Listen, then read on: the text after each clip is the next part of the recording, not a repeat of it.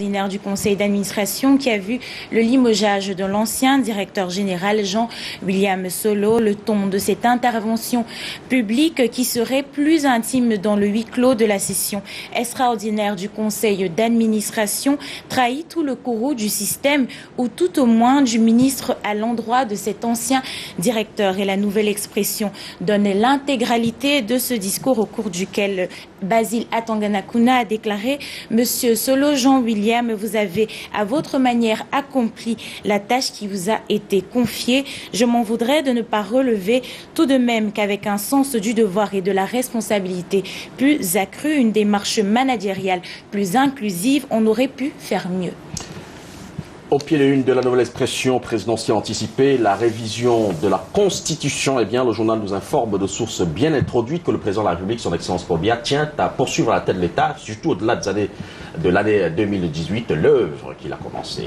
Les mêmes sources révèlent au quotidien qu'il n'est pas question d'attendre encore 2 interminables années pour organiser une consultation. Il faut faire les choses plus tôt. Seulement, la Constitution camerounaise revisée en 2008 pour faire sauter au forceps le verrou de la limitation des mandats présidentiels n'a pas ouvert de voie à une élection présidentielle anticipée. C'est pourquoi il faut à nouveau modifier le texte fondamental afin d'introduire une disposition sur l'anticipation de la présidentielle, un projet qui devrait être présenté à la représentation nationale depuis la dernière session de novembre 2015. La nouvelle expression a appris de mêmes sources que ce projet sera servi à la session de mars 2016, au cours de laquelle le fauteuil du président de l'Assemblée nationale sera aussi remis en jeu. Toujours en politique, motion de soutien en petite une du journal La Nouvelle Expression ce matin. Femme Dogo nargue l'opposition dans une interview accordée au journal Cameroun Tribune. Eh bien, il donne des leçons à Nidjon Froudi et compagnie. La Nouvelle Expression nous apprend que c'était un cours de mise à niveau que semble donner le professeur Jacques Famdongo, leader de l'opposition camerounaise. Le marketing politique est une permanence. Ceux qui ne s'en souviennent qu'à un mois de l'élection sénatoriale, municipale, présidentielle vont découvrir la réalité des faits. C'est qu'ils arrivent peut-être trop tard sur un terrain déjà quadrillé, ratissé par un parti politique qui, lui, est en permanence campagne, affirmée le secrétaire à la commission du comité central, à la communication du comité central du Rassemblement démocratique du peuple camerounais dans les colonnes du journal gouvernemental. Une déclaration qui vise à justifier l'appui de motions de soutien qui inondent l'espace public depuis déjà quelques semaines. Affaire Mondiaux, Abba, un témoin s'embrouille et s'embourbe. L'affaire ministère public Peter Mondio Abba a repris son cours. Le témoin, M. Akumshi Awa, devait au cours de son oral apporter l'éclairage sur la convention signée par le ministre des Finances et la BEAC. La paume de discorde se trouverait dans l'interprétation et l'applicabilité de ce document. La convention aujourd'hui querellée avait prévu la création d'un fonds spécial domicilié dans les livres de la BEAC pour la direction des impôts. Le témoin Akumshi Awa est resté évasif et n'a pas pu répondre aux accusations. Pourtant, en tant que fiscaliste, il était outillé pour cet exercice.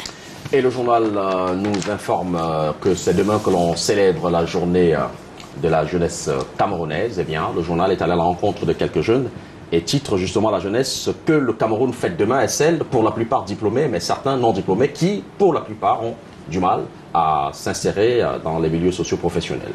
La Nouvelle Expression consacre un dossier complet à cette célébration de la fête de la jeunesse et aux jeunes.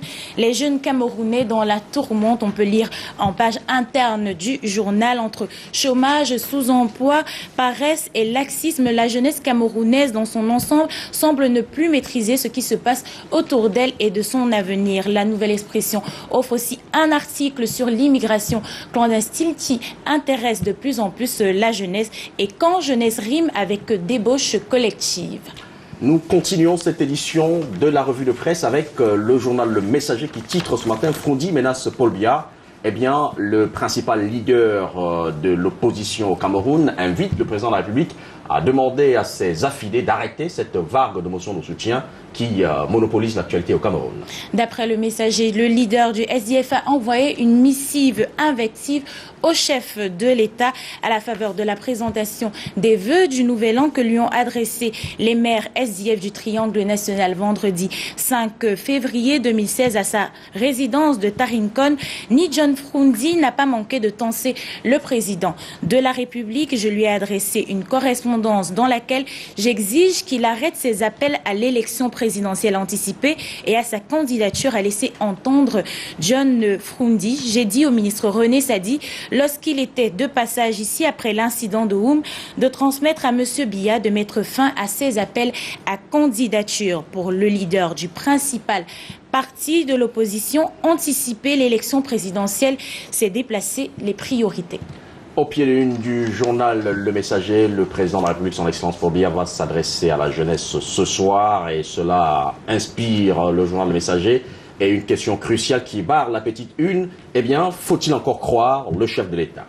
En page 5 du journal, on peut lire Paul Biya et ses jeunes compatriotes ont beaucoup de choses à se dire à l'occasion de cette fête de la jeunesse qui va coïncider avec une année électorale telle que l'a révélé le département de la Léquié. D'après le Messager, on parle d'un vaste programme qui n'a rien d'économique, ne met en exergue aucun projet de développement ni aucune perspective d'emploi pour ces jeunes qui ne croient plus aux promesses. Litige foncier, le MINCAF suspend l'immatriculation des terrains.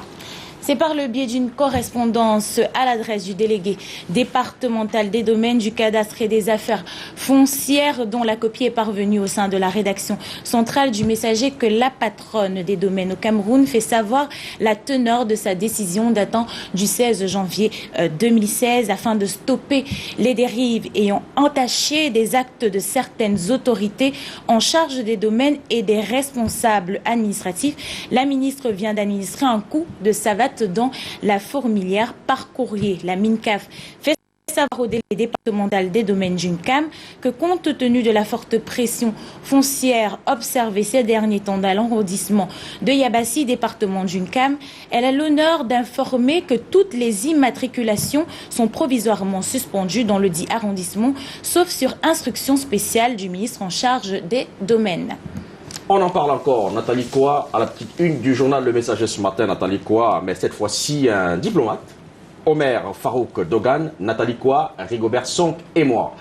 Eh bien, l'ex-ambassadeur de Turquie au Cameroun relate les circonstances de sa rencontre avec Nathalie Koua, qui a publié selon lui un livre dont on parle à travers le monde entier. D'après le journal, il a déclaré « C'est Rigobert Sonk qui m'a présenté Nathalie Koua, l'ex-ambassadeur de Turquie au Cameroun, arrivé en fin de son séjour, était l'invité du programme télévisuel Décryptage » au cours duquel il a déclaré c'est Rigobert Sonk, ancien international camerounais ayant évolué en Turquie et ancien capitaine des Lions Indomptables qui m'a amené cette dame. Il me l'a présentée en disant qu'elle fait des affaires aussi à Istanbul, notamment les imports et exports. Il m'a suggéré que nous devons l'assister, aider la dame à faciliter son importation à partir d'Istanbul. Autre sujet en petite une du journal ce matin, agroalimentaire, comment j'ai été chassé de mon poste de PCA, le fondateur de Biotropical raconte ses déboires avec ses partenaires français. Le Messager parle dans son panorama du jour de Jean-Pierre Imélé qui ne sait plus où donner de la tête. Le fondateur de la société anonyme au capital de 167 millions de francs CFA, l'agroécologiste qu'il est, s'est vu doubler dans sa propre entreprise en acceptant de s'ouvrir aux capitaux externes. Résultat des courses, les actionnaires et administrateurs étrangers sont désormais majoritaires avec 53% d'actions, mettant en minorité le géniteur d'une initiative qui suivait sa marche de progression tel un long fleuve tranquille et grâce à certaines complicités internes. Le journal propose également les réclamations du fondateur de Biotropical. Paul Crévision, appel à candidature à la une du journal. Appel à candidature au sein du Rassemblement démocratique du peuple camerounais. Paul Biya, un don de Dieu pour le Cameroun, Titre le journal. L'affirmation est du politologue spirituel, le patriarche Anatole Mvena, ancien employé de la SNEC et aujourd'hui homme d'affaires et homme politique. Il est le tout premier Camerounais, d'après le journal, à avoir sollicité il y a 2 ans la candidature de Paul Biya pour un 3e septennat à la magistrature suprême. De même qu'il justifie le bien fondé d'une telle démarche, Paul Crévision lui a consacré une tribune au sein de laquelle il narre toute l'importance de reconduire le chef de l'État à son poste. Comme CSA, un général Sakodo à la tête de la microfinance. Les différents conseils d'administration ordinaires, extraordinaires qui se sont tenus après la décision de la COBAC ont jeté le dévolu sur l'ancien DGA numéro 2 qui résidait à Bafoussam. L'Assemblée générale du 28 janvier 2016 a entériné la décision et le nouveau DG a pris fonction. Paul Chomchua Sinze, c'est son nom. Il totalise 34 années d'expérience dans le métier de la banque et finance. Ajouté à sa forte connaissance du terrain, l'on peut dire l'homme connaît son métier, dit Paul Crévision. Il est le 2e directeur général de la microfinance depuis sa création en 1998. Aujourd'hui, beaucoup de langues s'accordent à dire que la Comécie est en passe de devenir une banque.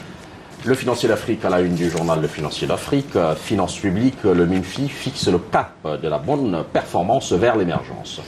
Accélération des réformes, c'est la prescription ferme faite par le ministre des Finances Alamine Ousmane Meh à ses lieutenants lors de la conférence annuelle des responsables des services centraux, déconcentrés et extérieurs du ministère des Finances qui s'est tenue à Yaoundé du 4 au 5 février 2016 sur le thème « Le ministère des Finances, accélérateur de l'émergence vers une administration d'excellence ». Pour y parvenir, le ministre des Finances appelle tous ses collaborateurs à se mobiliser pour une administration financière fluide, capable de porter les intérêts du Cameroun et non de quelques-uns pour un environnement propice à l'investissement. Toujours dans votre journal Le Financier d'Afrique, Direction générale des douanes, 750 milliards de francs CFA à recouvrer. Avec le changement survenu à la tête de la direction générale, de nouveaux défis interpellent cette administration en 2016, à côté des objectifs assignés, notamment la mobilisation de 750 milliards de francs CFA. L'administration douanière doit poursuivre la dématérialisation des procédures du commerce extérieur, la modernisation du système d'information douanière et l'extension dans certaines régions de l'application Sidonie. Consolider également le forum douane-entreprise. Les recommandations doivent être constamment suivies des faits. Avec le même journal, mais pour terminer, Direction générale du budget, 4 234,7 milliards de francs CFA pour la croissance et l'investissement. Le Financier d'Afrique nous apprend ce matin que ce budget 2016 vise à financer les charges de fonctionnement courant de l'État, les projets structurants de première génération, ceux inscrits dans le plan d'urgence triennal et la construction des infrastructures pour la Coupe d'Afrique des Nations, équilibré en recettes et en dépenses à la somme de 4 234,7 milliards de francs CFA. Le budget de l'exercice 2016 est destiné à l'accélération de la croissance et donne une part belle à l'investissement avec 36,04% de l'enveloppe globale contre 30,70% en 2015. Selon le directeur général du budget Antoine Félix Samba, ce budget 2016 visera non seulement à financer les charges du fonctionnement courant de l'État, mais surtout à garantir le parachèvement des projets structurants de première génération. Merci Aimé Catherine Mokouri, chers téléspectateurs, merci. Vous avez sans doute remarqué que nous avons eu de la peine à afficher les titres des articles développés dans le cadre de cette édition de la revue de presse. Eh bien, c'était pour des raisons indépendantes de notre volonté. Nous en excusons et demain, on pense que tout reviendra dans l'ordre. On espère que tout reviendra dans l'ordre, évidemment, demain. Merci beaucoup. Ruben Malik Dumbissier, merci Aimé Catherine Moukouri. Passez une excellente journée. Merci à vous, Sophie. À demain. Allez, on va continuer cette revue de presse en se rendant tout de suite à Yaoundé pour y retrouver Karel Mezatia et Ghislain Pierre Essonneau. Messieurs et dames, c'est à vous. Bonjour.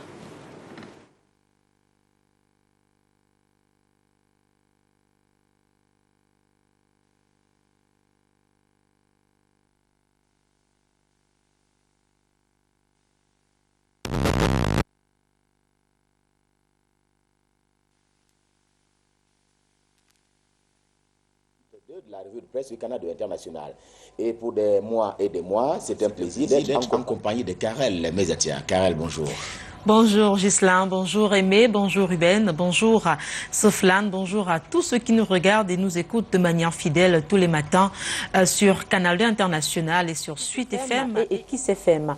Religion pour ouvrir cette deuxième partie de la revue de la presse en direct de Yaoundé. On en parle avec Cameroun Tribune. Vous le savez, pour les chrétiens catholiques, le carême débute ce jour et le quotidien bilingue national en parle justement. Pour les fidèles catholiques, donc, ce jour marque le début du carême, 40 jours de jeûne, soit un défi spirituel à relever pour les fidèles catholiques et qui commence par la symbolique des cendres depuis ce matin 6 h en principe. C'est d'ailleurs le moment de raviver la foi, indique Cameroun Tribune, la cendre rappelant à l'occasion la poussière de ceux qui sont nés poussière et qui vont retourner poussière.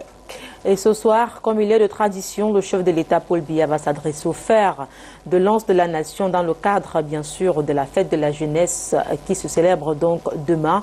Et c'est la principale information à lire dans Cameroun Tribune. C'est un rituel, en fait, qui donne l'occasion au président de la République du Cameroun de dresser l'état des relations entre lui et la jeunesse camerounaise. Le message radio-télévisé, ce 10 février, sera délivré, rappelle Cameroun Tribune, dans un contexte marqué naturellement par la lutte contre la secte terroriste Boko Haram, mais aussi par une insécurité qui côtoie le chômage, deux chantiers où les jeunes sont interpellés et où ils interpellent le gouvernement camerounais.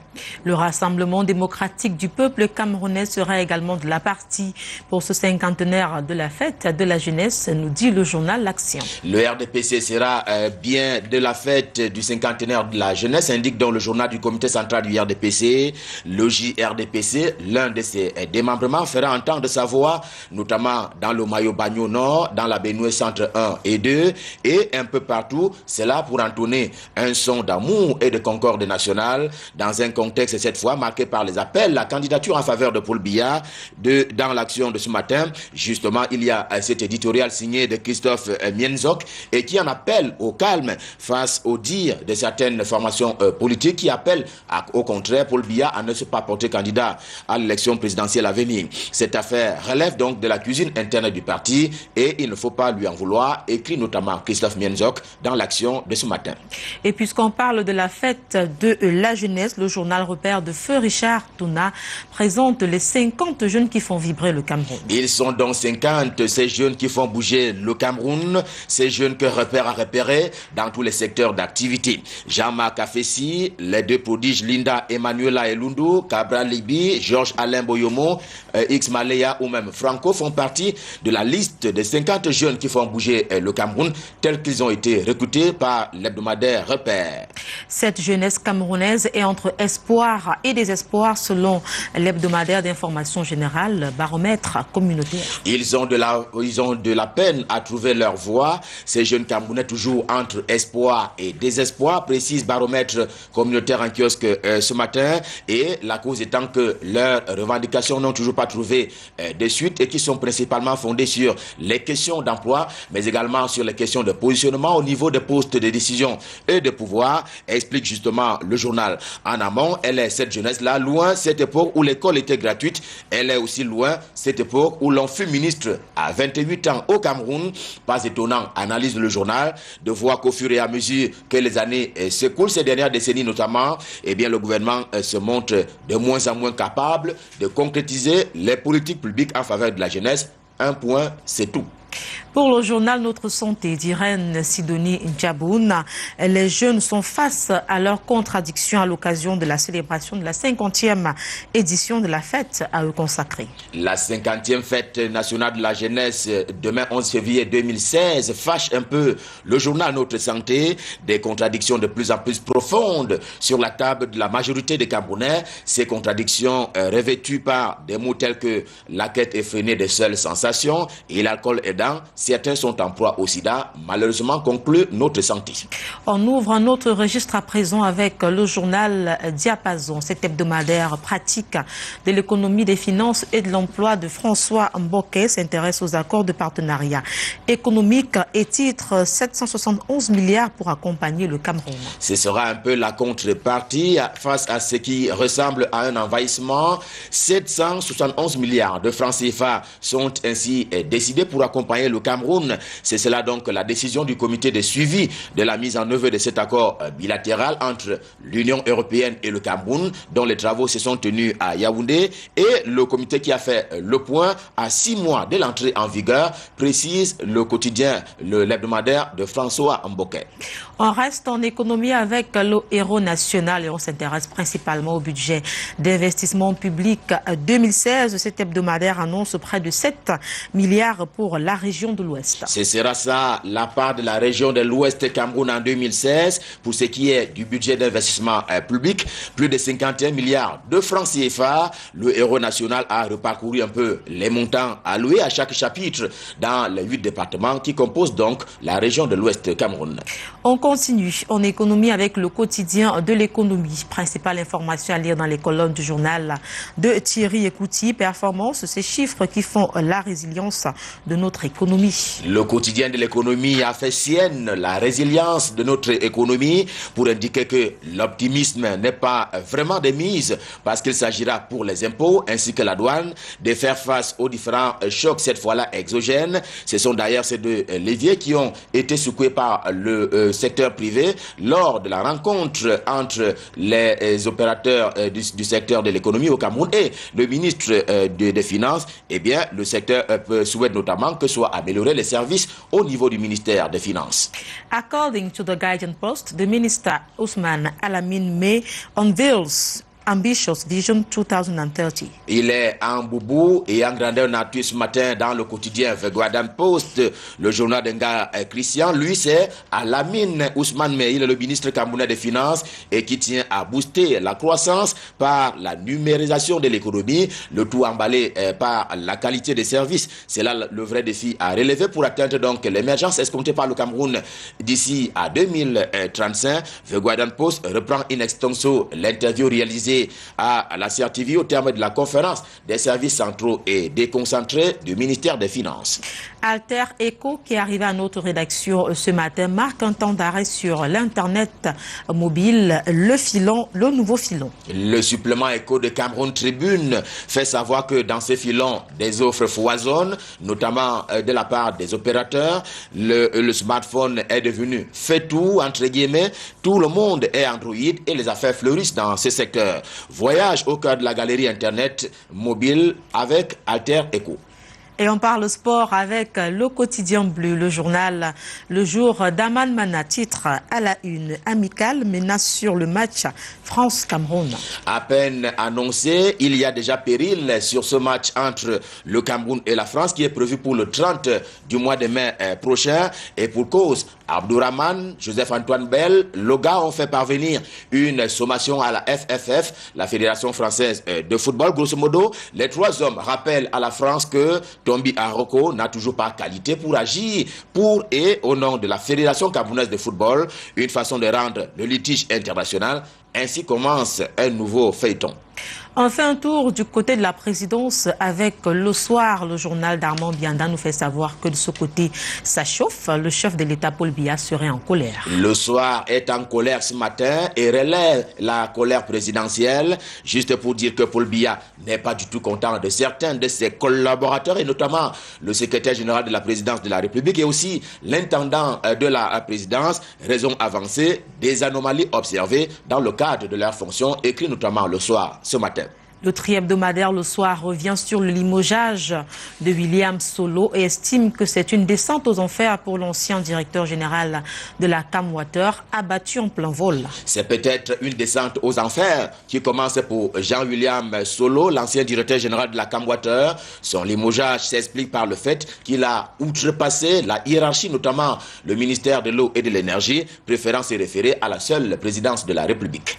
Le journal L'Épervier aussi s'intéresse donc à cette information. Selon le journal de Sa Majesté Léopold Clovis Nudjo, le ministre de l'Eau et de l'Énergie, le docteur Basile Atanganakuna, n'y est pour rien. Le son de cloche vient donc de L'Épervier. Basile Atanganakuna n'y est pour rien. William Solo a simplement récolté ce qu'il a sémé, encore que le limogeage d'un directeur général de la Camwater ne relève pas de la seule compétence du ministère de l'Eau et de l'Énergie. Politique également au menu du journal de Sa Majesté Léopold Clovis Nudjo, candidature de Paul Biya en 2018. Les Camerounais répondent à François Hollande, c'est le titre qui barre la une. On sait que François Hollande était au Cameroun le 7 juillet 2015. Lors de ce jour-là, les journalistes venus dans la mallette présidentielle avaient posé au président camerounais le problème de l'alternance au pouvoir, et par ses appels à candidature, les Camerounais répondent à ces journalistes, à François Hollande et à la France, écrit notamment L'Épervier. À lire également dans les colonnes de ce journal, Cameroun-Luxembourg, le ministre des Transports Edgar Ala-Mbongo paraphe un accord aérien. La convention est déjà jugée fructueuse entre le Cameroun et le Luxembourg, écrit L'Épervier. L'accord a été paraphé dans le domaine aérien et pour le journal, cela va contribuer à booster ce secteur d'activité au Cameroun. Le quotidien Émergence de Magnus Mbiaga croit savoir pourquoi René Emmanuel Sadi, Laurent Esso, Amadou Ali, Marcel Niat Difendi et Mbombo Djia doivent s'opposer à la candidature du président de la République, Paul Biya. Ceci est un rappel. En 2008, à titre de rappel donc, Ibrahim Mbombo Djia s'était opposé à la révision constitutionnelle qui avait fait sauter le verrou de la limitation des mandats présidentiels. Le quotidien Émergence ce matin l'exhorte, lui, Ibrahim Mbombo Djia, ainsi que les autres, à empêcher Paul Biya de se porter candidat lors de la prochaine élection présidentielle. Et quelques noms sont notamment cités par le journal: René Emmanuel Sadi, Laurent Esso, Amadou Ali, Marcel Niadi Fendji et bien entendu Ibrahim Mbombo Djia.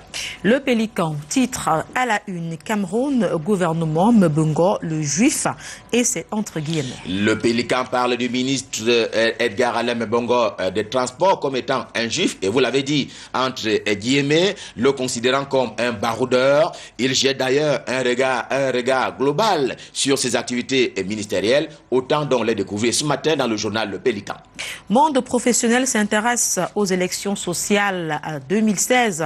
À en croire le journal, l'échéance du 1er mars se prépare sur fond de polémique. Le 1er mars sera jour de vote au sein des formations syndicales. Les modalités sont d'ailleurs contenues dans un texte qui a été signé par le ministre Grégoire Ouana du Travail et de la Sécurité sociale. Mais là où le bas blesse avec le monde professionnel, c'est que les avis divergent selon qu'on va d'un syndicat à un autre sur la tenue ou non des dites élections sociales.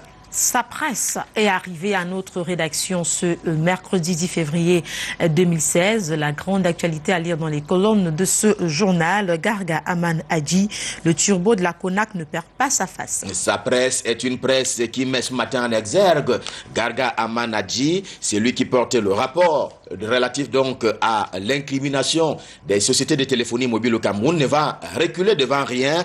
De l'avant, il ira pour aller toucher d'autres secteurs d'activité en compagnie de la CONAC.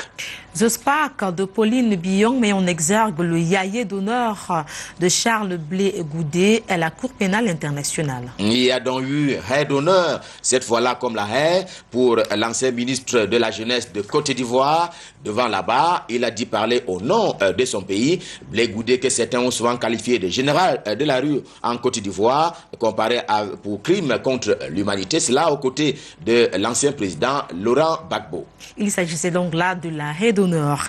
Et puis on parle sport une fois de plus, cette fois-ci avec prospective, nouvelle infrastructure sportive, CAN à tout prix, c'est le titre qui barre la une. Pas de choix, le Cameroun sera ou ne sera pas, s'agissant de l'organisation des CAN 2016 et 2019, le gouvernement est mobilisé et incessamment compétent pour donner corps aux infrastructures devant donc abriter les compétitions de 2016 et 2019. Le journal de Jean-Baptiste Biaye nous situe à 8 mois de la CAN féminine, raison pour laquelle le Premier ministre chef du gouvernement, Philomon Yan, a d'ailleurs donné 75 jours et 5 mois aux entreprises commises à la tâche pour donc pouvoir se rattraper.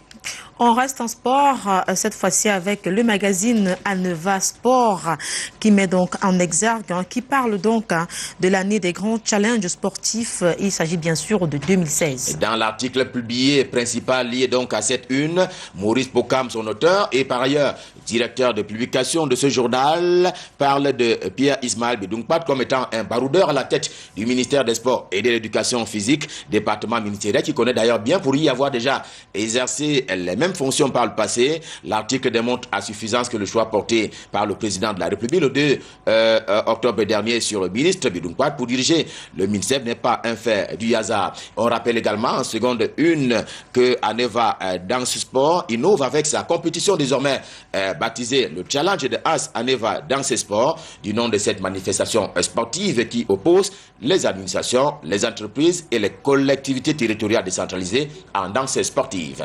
Du sport en culture avec le magazine La Vitrine du Honkam qui nous permet de comprendre la cérémonie de funérailles. La vitrine du Honkam nous est parvenue.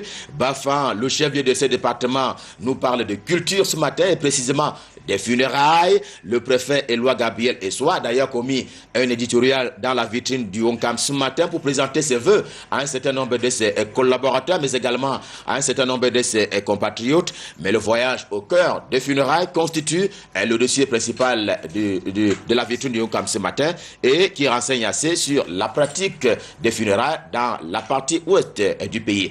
Tout cela, c'est dans la vitrine du Honkam, édition de ce matin. Et voilà qui met un terme à la revue de presse Made in Yaoundé ce matin. Rendez-vous est pris pour demain. Mais d'ici à là, je vous souhaite de passer d'excellents moments, toujours en compagnie des programmes de Canada International. La chaîne toujours plus près de vous. Et à vous, Karel, je m'en vais souhaiter, et par anticipation, une excellente fête de la jeunesse. Merci, excellente fête de la jeunesse à vous aussi, Julien Pierre Sounou. Excellente fête de la jeunesse à tous ceux qui nous écoutent et nous regardent, surtout à toi, à Soflan. Surtout, ne l'oubliez pas, lorsqu'il sera 10h30, restez scotchés devant le petit écran. Nous serons chez vous, bien évidemment, avec beaucoup de plaisir à Soflan. On se retrouve demain.